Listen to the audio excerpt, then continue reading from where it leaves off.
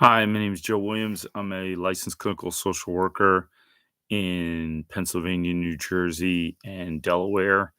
And hopefully, this year will be in something called the Social Work Compact, which will include maybe 30 states around the United States. I work as an intensive in community therapist in the state of New Jersey, which means I go to the homes of adolescents and children um, from about the ages of 3 to 21.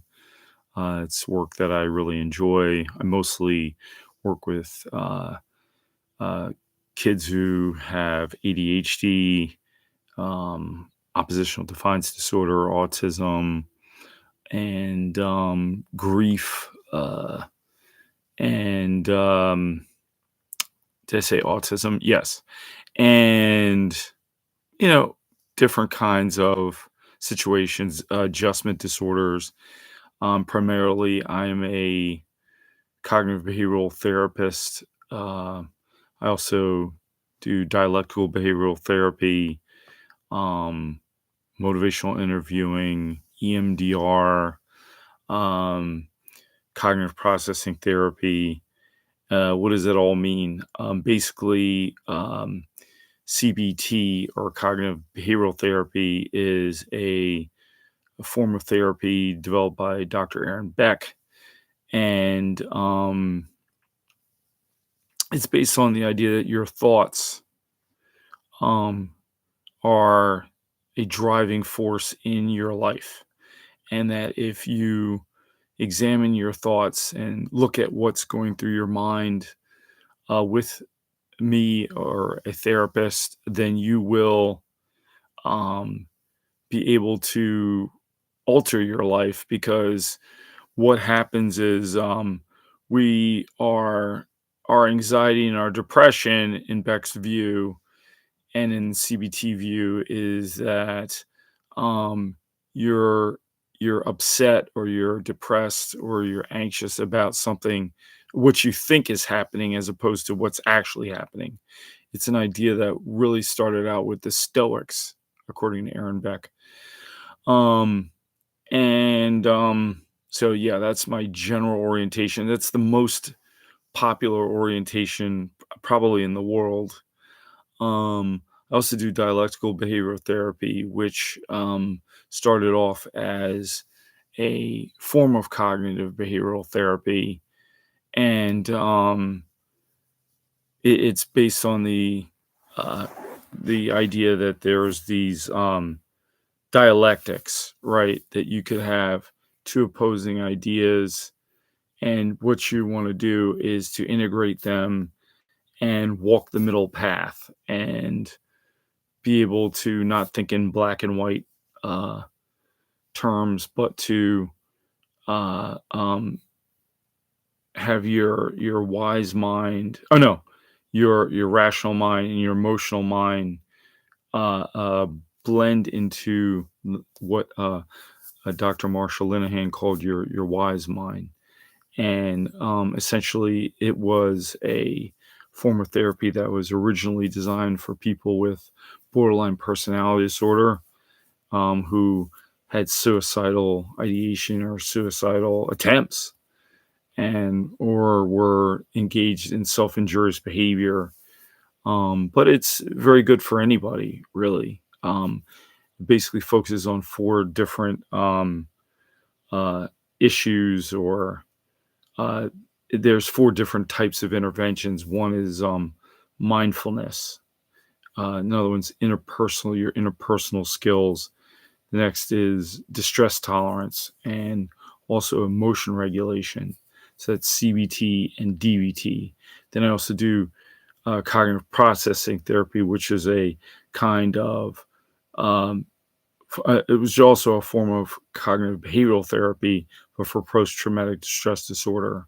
So what we do in CPT is you would write a impact statement about um, you know, a index trauma that impacted your life, and um, you write like a brief paragraph about how um, you were impacted, uh, and then make a list of ways in which you are stuck in your life because of this trauma, and then look at how much you were responsible for what happened. Um, Usually, uh, you weren't, and also what what you it's cognitive in the sense that you are looking at the negative ways in which you view yourself as a result, and how of the trauma, and how it's impacted you in terms of trust and many other issues. Then I also trained in prolonged exposure at the uh, Center for the Study and Treatment of Anxiety at the University of Pennsylvania, and with Dr. Edna Foa, really her staff. And prolonged exposure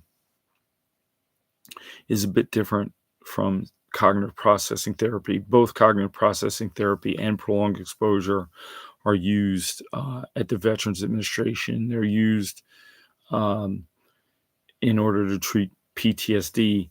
Prolonged exposure is really interesting because unlike CPT, you actually go back to the trauma and talk about it or describe it as if it were happening currently. And you go from the beginning, the middle, and the end, and you tell exactly what happened with as much detail, and you know make it almost very vivid, and you speak in the present tense, and you just go over the incident, beginning, middle, end,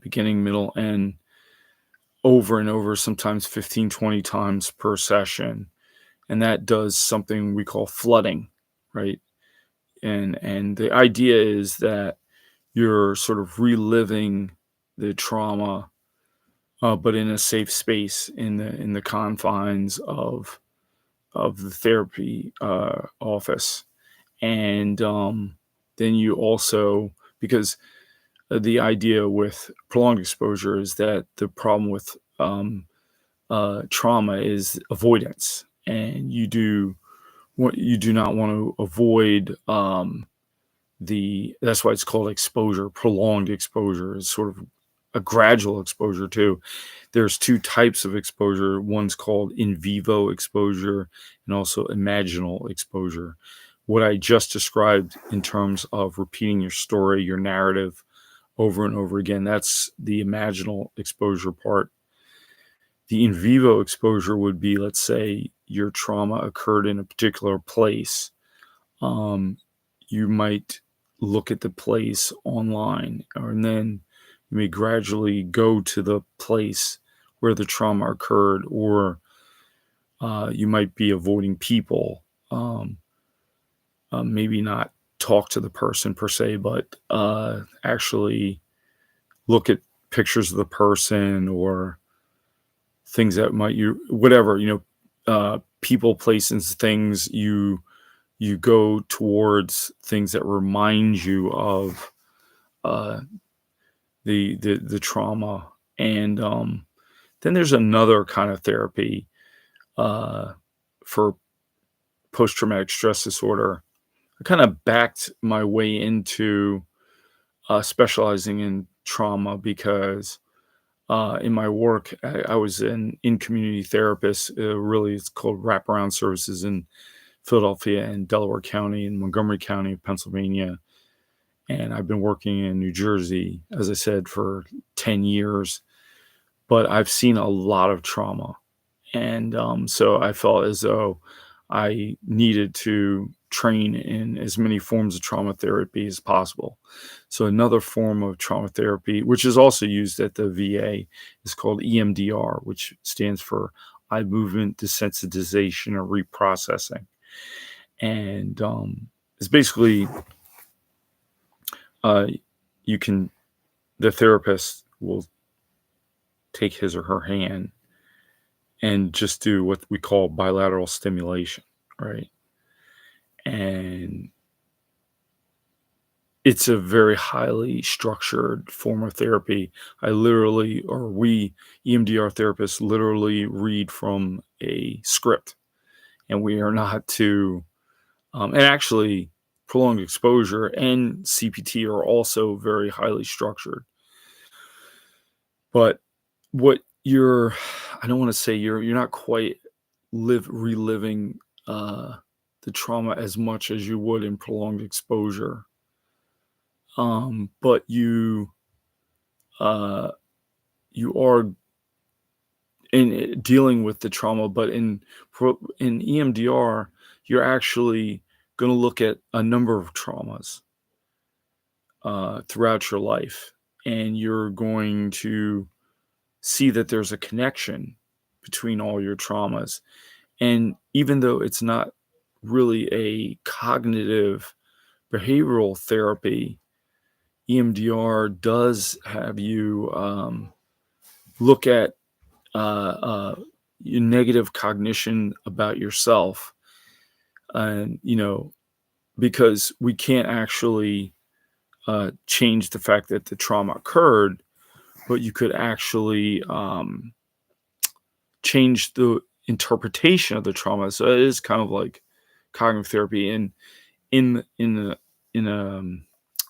EMDR, you actually take into account your thoughts, imagery, your body, your emotions. Um, and I think in many ways, in all the forms of therapy, we're really looking at your emotions, your body sensations, your thoughts, and CBT also your behavior.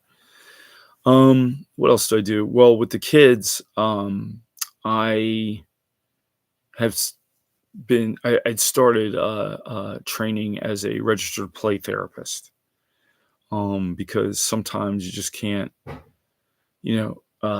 talk to particularly younger kids or kids who happen to be on the spectrum.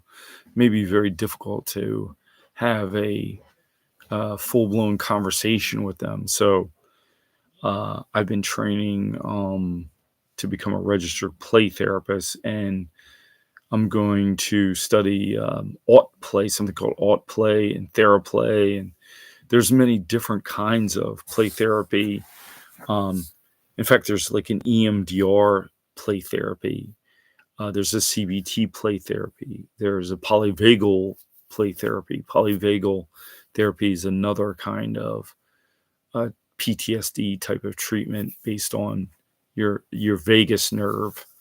I haven't really studied that yet. Um, I am also I try to implement the motivational interviewing, something called motivational interviewing. Psychotherapy was more confrontational back in the 1970s.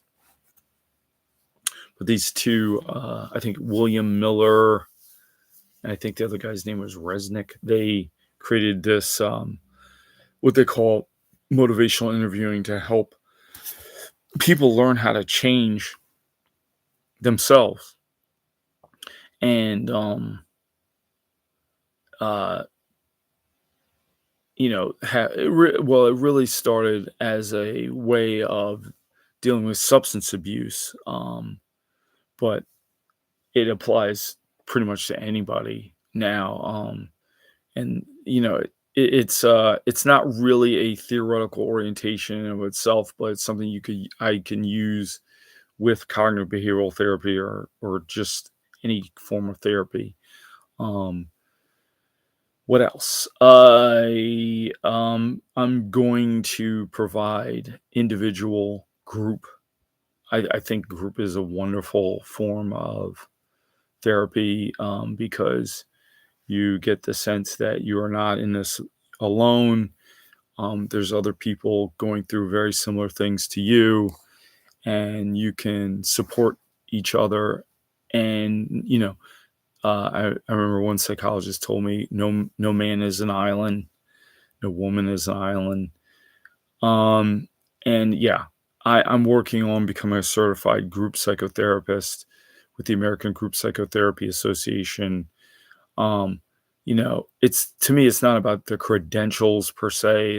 It's about networking with people in that organization and in all the organizations, and also they all provide a lot of opportunities to learn and hone my craft. So I'm going to do individual, group, couples. I'm also going to be available for couples therapy. Um, I've been training. Well, not really. I mean, I've registered to train at this place called the Gottman Institute, which I think is. I mean, it's at least the couples training that I've heard of. So uh, I want to be very competent in that area of providing couples therapy, and last but not least, family therapy. I've been shopping around to figure out what kind of family therapist I'd like to be, um, and I was looking at something called Bowen Family Systems, which is which I knew was offered at Rutgers University, but they actually have their own website, and I'm going to do training with them. Then, when I was in graduate school, I got a taste of attachment-based family therapy. Attachment is very, very important to me, at least in my theoretical orientation, or like, for example, I in the play therapy, attachment is very important, but also in I'm taking this birth to 5 course at Montclair State University, and that's very attachment driven. Um, uh, and then that's the family therapy. So that's generally pretty much it. I different kinds of therapy I want to learn in the future. Like I'd mentioned, the polyvagal therapy. That's another trauma focused therapy. I'm immersing myself in mindfulness because, like I mentioned in DBT, that's one of the 4 planks of DBT. It's one of the 4 components of DBT: mindfulness, meditation, interpersonal skills, emotion regulation, distress tolerance. But mindfulness, there's also a kind of mindfulness-based cognitive therapy. I want to immerse myself in that, as well as I am applying to uh, become a registered yoga teacher. Um, so I'm hoping to uh, um, add yoga to my therapy practice. So we might be doing some poses in the middle of sessions, um, and certainly doing progressive muscular relaxation and or uh, um, paired muscle relaxation, or certainly some sort of deep breathing exercises. One of the trainings I was looking at actually has a 7-day retreat um, in silence. So um, that's going to be a challenge for me. Something I look forward to. Um, and then there's also something called internal family systems. That's something I'm interested in. Acceptance and commitment therapy. I really want to be able to provide to my clients empirically based interventions, I'm which I've developed not only competency, but I would say expertise in. So, give me a call, and let's see if we're a match.